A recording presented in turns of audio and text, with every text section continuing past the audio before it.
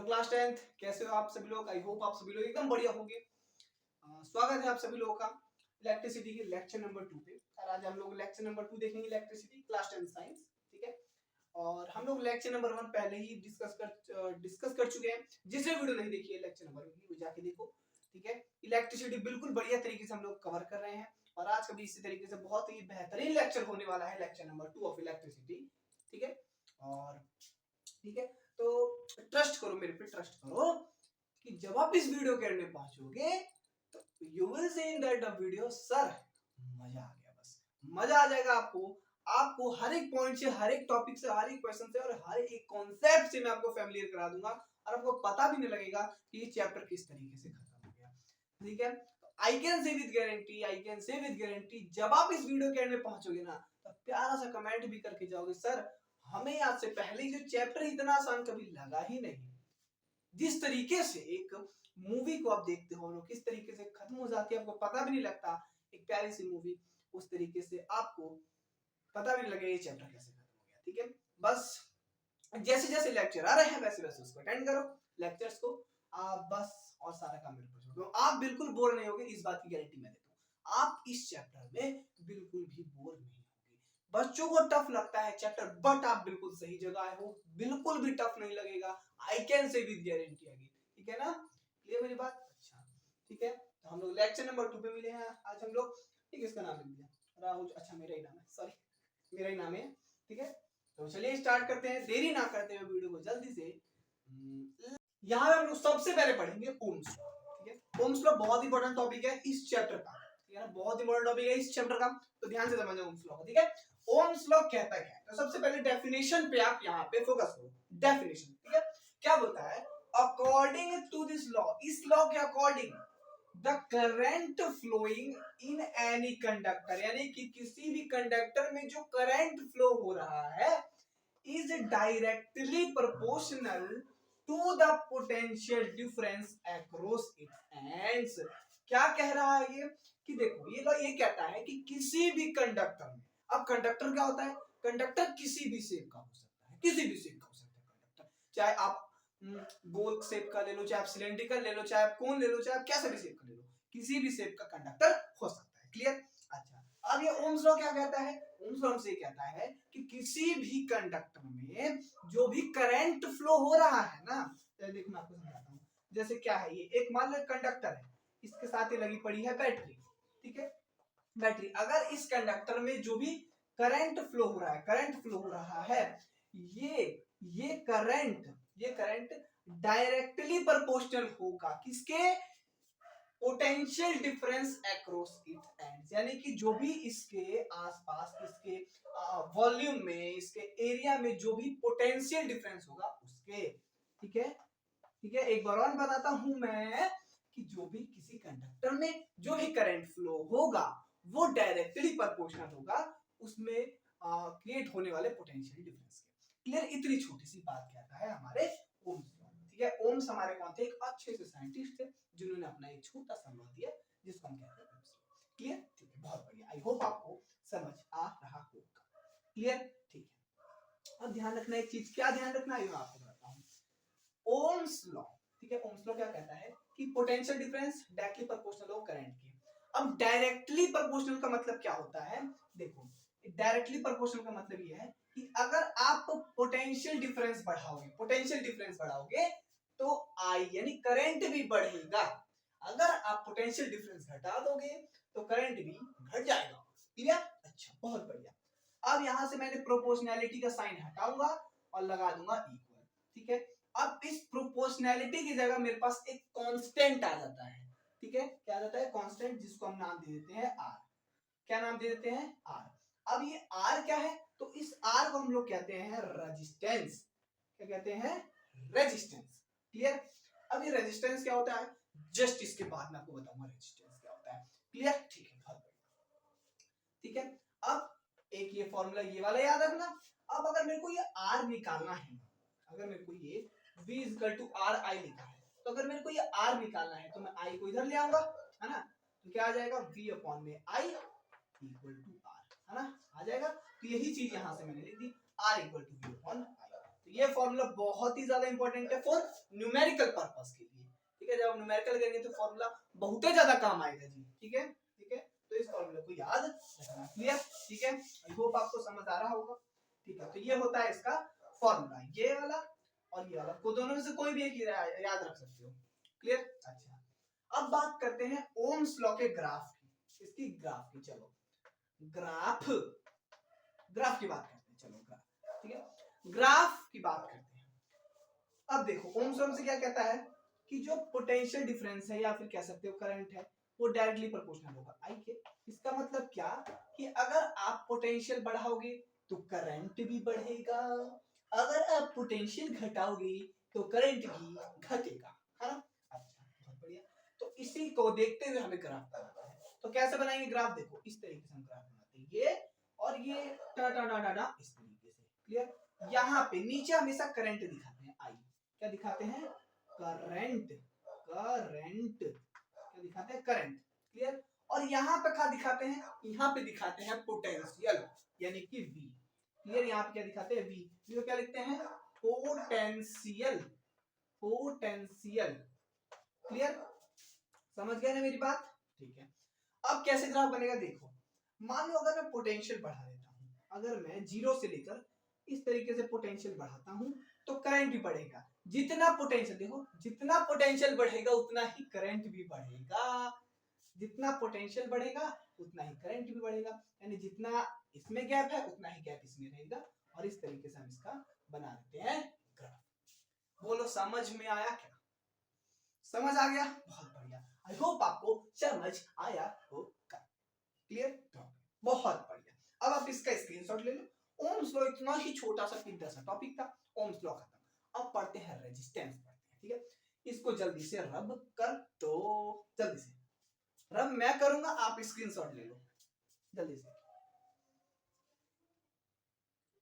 चलो अब बात कर लेते हैं यहाँ पे हम लोग रेजिस्टेंस, ठीक है ना। रेजिस्टेंस होता क्या है, अभी जस्ट मैंने आपको बताया था ना कि वहां पे आर आ जाता है ओम्स लॉ में, तो उसका मतलब क्या होता है, वहां पे आर जो होता है रेजिस्टेंस होता है। अब उस आर का मतलब क्या होता है हम आपको समझाते हैं। इस रेजिस्टेंस को दिखाते हैं कैपिटल आर से, ठीक है। और मेरा भी नाम शुरू होता है आर से, है ना। देखो रेजिस्टेंस होता क्या है, तो रेजिस्टेंस का मतलब होता है रुकावट पैदा कर देना। क्या होता है, रुकावट पैदा कर देना। आप चल रहे हो, आप चल रहे हो, आप जब चलते, जैसे आपने सुना होगा ना कि जब लोग जाते हैं कहीं दूर सफर करते जाते हैं तो बिल्ली ने रास्ता, बोलते हैं ना बिल्ली ने रास्ता काट दिया, तो वहां पे उसने रुकावट पैदा कर दी, फिर लोग उससे आगे जाते नहीं है ना। तो फिर पता नहीं कैसे कैसे टूट करते यार भगवान जाने, ठीक है। तो क्या होता है, बिल्ली रास्ता काट देती है, तो कहते अरे यार इस बिल्ली ने रुकावट पैदा कर दिया हमारे बीच में, ठीक है। तो अब जब इलेक्ट्रिक करंट है, सुनना ध्यान से सुनना, बहुत मजा आने वाला है। अब है इलेक्ट्रिक करंट, अब आप क्या हो, मैं हूं मान लो इलेक्ट्रिक करंट, मैं रास्ते पे जा रहा हूं, मैं हूं इलेक्ट्रिक करंट और वो बिल्ली है रेजिस्टेंस, ध्यान से सुनना बहुत मजा आने वाला है। मैं हूं इलेक्ट्रिक करंट और वो बिल्ली है रेजिस्टेंस।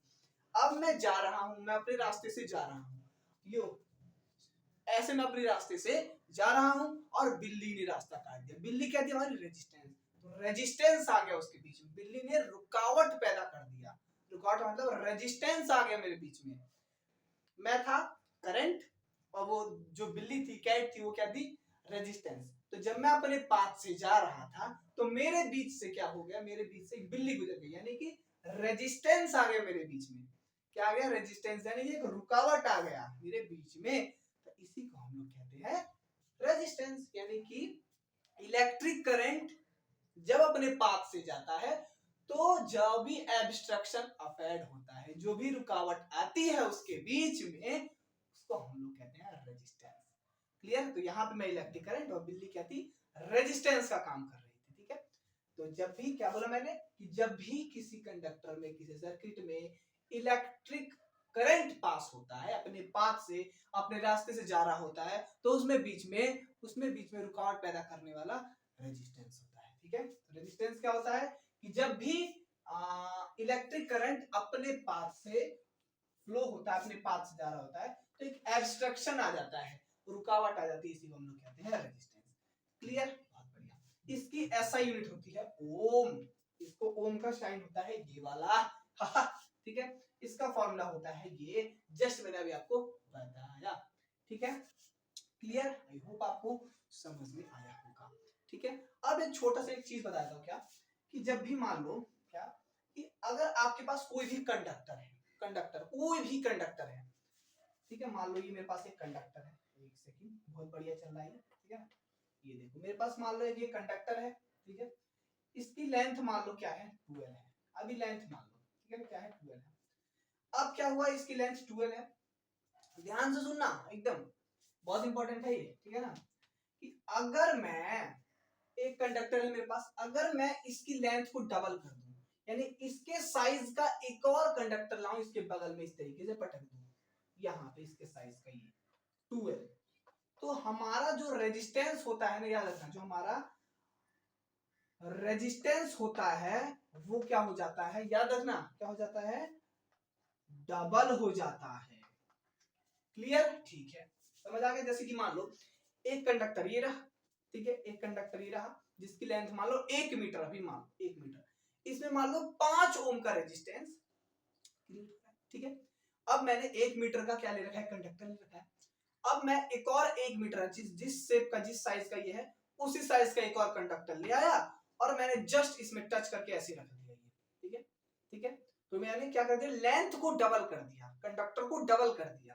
तो एक मीटर वाले में कितना एब्स्ट्रक्शन आ रहा था, कितनी रुकावट आ रही थी, 5 ओम की।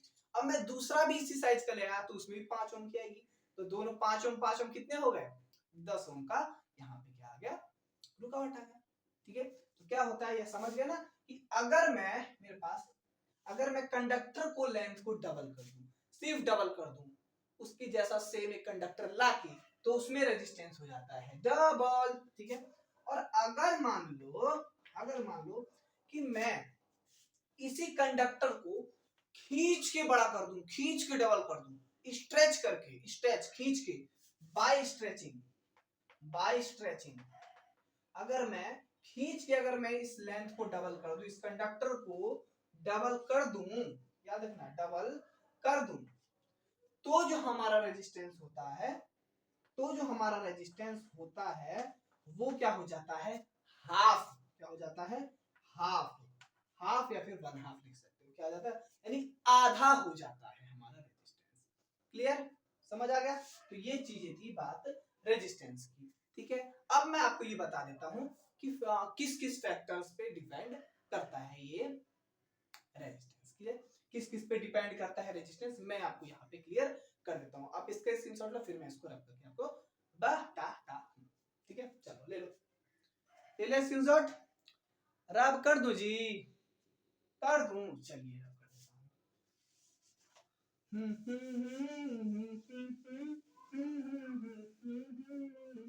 ना ना ना ना ना ला ला ला, मिल गया, क्लियर दिख रहा है? अब इसमें क्या दिखेगा आपको, हाँ, चलो ठीक है, चलो अब मैं आपको बता देता हूँ फैक्टर्स। अरे बबुआ जी थोड़ा अच्छे कलर से दिखाइए, फैक्टर्स अफेक्टिंग ऑफ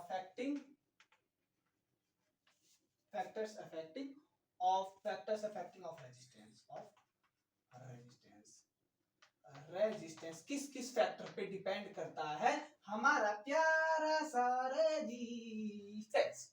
ठीक है, चलो सबसे पहला पॉइंट, ये डिपेंड करता है, डिपेंड्स ऑन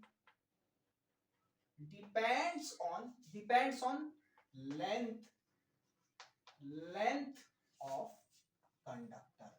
कंडक्टर की लेंथ कितनी बड़ी है, कितने लेंथ है उसकी, उस पर डिपेंड करेगा। दूसरा, depends on area of cross section of conductor. Conductor के एरिया ऑफ क्रॉस सेक्शन पे डिपेंड करता है कि वो कितना एरिया है, उस पर डिपेंड करता है। ठीक है ना, रेजिस्टेंस। ठीक है, थर्ड बात, नेचर ऑफ मटेरियल, यहाँ पे ऐसे लिख दो, depends on nature of material. ठीक है ना, इस पे डिपेंड करता है कि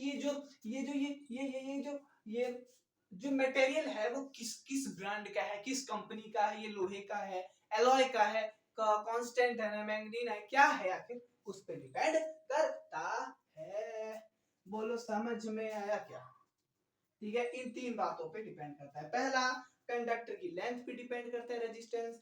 दूसरा, कंडक्टर के एरिया ऑफ क्रॉस सेक्शन पे डिपेंड करता है। और तीसरा, नेचर ऑफ मटेरियल पे डिपेंड करता है। ठीक है, बहुत बढ़िया, ये तीन बातें थी। ठीक है, समझ आ गई मेरी बात? ठीक है, अब देखो, मैं जैसे बात कर रहा हूं यहाँ पे मेटल वगैरह की, जैसे अब बात करो ना कंडक्टर, तो कंडक्टर किसी भी शेप का हो सकता है, ये बात है, कंडक्टर किसी भी शेप का हो सकता है। और जैसे अगर मैं बात करूं कि कंडक्टर्स है, ठीक है, कंडक्टर होते हैं, वो इलेक्ट्रिसिटी के बहुत अच्छे कंडक्टर होते हैं, समझ रहे हो, इलेक्ट्रिसिटी के बहुत अच्छे कंडक्टर होते हैं। ठीक है, बहुत अच्छे, ये अपने अंदर से बोलते हैं जा इलेक्ट्रिसिटी पास हो जा, जा जा जा करते हैं, ठीक है ना, इलेक्ट्रिसिटी को अपने अंदर से पास होने देते हैं। क्लियर? ठीक है, ठीक है। अब ये ज्यादातर जो कंडक्टर्स होते हैं ना, ये किसके बनाए जाते हैं? कांस्टेंटन, मैंगनीज, नाइक्रोम या टंगस्टन वगैरह के बनाए जाते हैं। वो मैं आपको बताता हूँ क्या होता है, आप इसका स्क्रीनशॉट ले लो जल्दी से। ठीक है, जल्दी से ले लो। अब एक प्यारा सा छोटा सा पॉइंट है, इसको याद रखना, बहुत इंपॉर्टेंट पॉइंट है, लेकिन वो ये ठीक है, चल देखो, रेजिस्टेंस होता है ना, मैंने आपको बताया कि लेंथ पे एरिया ऑफ क्रॉस सेक्शन पे डिपेंड करता है रेजिस्टेंस। जस्ट मैंने आपको बताया कि नहीं बताया? बिल्कुल बताया ना। अब लेंथ, जो रेजिस्टेंस लेंथ पे और एरिया ऑफ क्रॉस सेक्शन पे डिपेंड करता है, बट एक कंडीशन होती है। क्या कंडीशन होती है? कि लेंथ के डायरेक्टली प्रोपोर्शनल होता है रेजिस्टेंस, बट एरिया के इनवर्सली प्रोपोर्शनल होता है। यानी कि अगर लेंथ बढ़ाओगे तो रेजिस्टेंस बढ़ेगा, और अगर एरिया ऑफ क्रॉस सेक्शन बढ़ा दिया, उसका वॉल्यूम बढ़ा दिया, उसको बहुत ही मोटा चौड़ा कर दिया आपने, तो रेजिस्टेंस घट जाता है। ठीक है, ठीक है, तो रेजिस्टेंस जो होता है ये डायरेक्टली प्रोपोर्शनल होता है लेंथ के।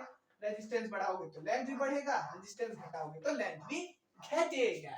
ठीक है, अब एरिया ऑफ क्रॉस सेक्शन बात करते हैं। अगर रेजिस्टेंस बढ़ाओगे तो एरिया ऑफ क्रॉस सेक्शन घटेगा, और अगर रेजिस्टेंस घटाओगे तो एरिया ऑफ क्रॉस सेक्शन बढ़ेगा। ये ऐसे कहो, एरिया ऑफ क्रॉस सेक्शन बढ़ाओगे तो रेजिस्टेंस कम हो जाएगा, रुकावट कम हो जाएगी, और अगर एरिया ऑफ क्रॉस सेक्शन को कम कर दोगे, छोटा कर दोगे, तो रुकावट बढ़ जाएगी। क्लियर? ठीक है, इसको माना पहली इक्वेशन, इसको माना दूसरा इक्वेशन, दोनों कर दिया कंबाइन, तो यहां से क्या आ जाएगा? R is directly proportional to the, इस तरीके से आर जो है वो डायरेक्टली प्रोपोर्शनल, देखो इस एल को 1 के साथ मल्टीप्लाई करोगे तो एल अपॉन ए आ जाएगा, है ना, ये चीज मैंने यहां लिख दिया, R is directly proportional to the L upon A. अब यहां से प्रोपोर्शनैलिटी का साइन हटा, और यहां पे आ गया रॉ। क्या आ गया? रॉ। इसको कहते हैं हम लोग रॉ, क्या कहते हैं? रॉ। ये होता है रॉ का साइन, इस तरीके से, ऐसे, ये होता है रॉ का साइन। ठीक है, रॉ एल अपॉन ए आ गया, ऐसे। ठीक है, अब इस रॉ को बोलते हैं हम लोग रेजिस्टिविटी। रेजिस्टिविटी, अब रेजिस्टिविटी क्या होता है भैया जी, अभी हम आपको बताते हैं, पहले इसका स्क्रीनशॉट ले लीजिए आप। ठीक है, हम जस्ट अभी आपको बताते हैं इसके बाद रेजिस्टिविटी क्या होता है। ठीक है, चलो ले लो स्क्रीनशॉट। चलो अब बात करते हैं रेजिस्टिविटी की। मैंने आपको बताया ना रेजिस्टेंस वाले पॉइंट में, अगर जैसे कि बोलते हैं भैया कि आप डेरिवेशन करो रेजिस्टिविटी की, अब वही वाला डेरिवेशन कर देना जो हमने पिछले वाला किया, ठीक है ना। अच्छा, रेजिस्टिविटी होती क्या है? देखो, कोई भी कंडक्टर है, कोई भी कंडक्टर है, उसका 1 मीटर स्क्वायर एरिया लेना, और उसमें देखना कितना रेजिस्टेंस हो रहा है। अगर 1 metre area of cross section में जितना भी रेजिस्टेंस होगा होगा होगा उसको हम लोग कहेंगे रेजिस्टिविटी। क्या कहेंगे? रेजिस्टिविटी। क्लियर? बहुत बढ़िया, ठीक है ना। चलो एक बार और बताता हूं, किसी भी कंडक्टर के 1 मीटर स्क्वायर एरिया को देखना, ठीक है, और उसमें देखना कि उसमें कितना रेजिस्टेंस पैदा हो रहा है। जितना भी रेजिस्टेंस पैदा होगा 1 metre square area of cross section में, वो हम लोग का होता है रेजिस्टिविटी। क्लियर? इसकी एसआई यूनिट होती है ओम मीटर, रेजिस्टिविटी की एसआई यूनिट होती है ओम मीटर, बट रेजिस्टेंस की एसआई यूनिट होती है ओम, सिर्फ ओम। ठीक है, अच्छा, अब ना मैं आपको बताता हूं, बहुत अच्छी अच्छी चीजें हैं, मैं आपको वो बताऊंगा अभी, पहले यहाँ पे समझ लो कि कि resistivity of metals and alloys are very low, so they do not oxidise या बर्न विद हाई टेम्परेचर। जो एलॉयज या फिर जो मेटल्स होते हैं उनकी रेजिस्टिविटी बहुत ही ज्यादा कम होती है, इसलिए वो जल्दी से ऑक्सीडाइज नहीं होते।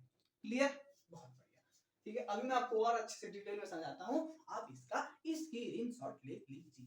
ठीक है, जल्दी से ले लिया स्क्रीनशॉट? ले लिया? रब कर दो जी। चलिए रब कर देता हूँ।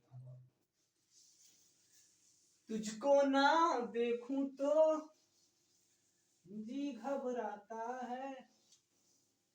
वाह सर, सिंगिंग क्लास नहीं है, फिजिक्स की क्लास है। चलो कोई बात नहीं, मौज मस्त। देखो, सीरियस होकर कोई पढ़ना नहीं चाहिए, ठीक है? जीवन का सार है, अगर कोई चीज सीरियस होकर नहीं करना चाहिए। जो कर रहे हो मौज के साथ करो, बिल्कुल एकदम बढ़िया तरीके से। सीरियस होकर करोगे तो आपका माइंड करेगा ब्लिंक।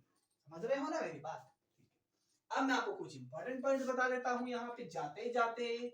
इंपॉर्टेंट पॉइंट्स बता देता हूँ, इंपॉर्टेंट पॉइंट्स। ठीक है, चलो सुनो मेरी बात।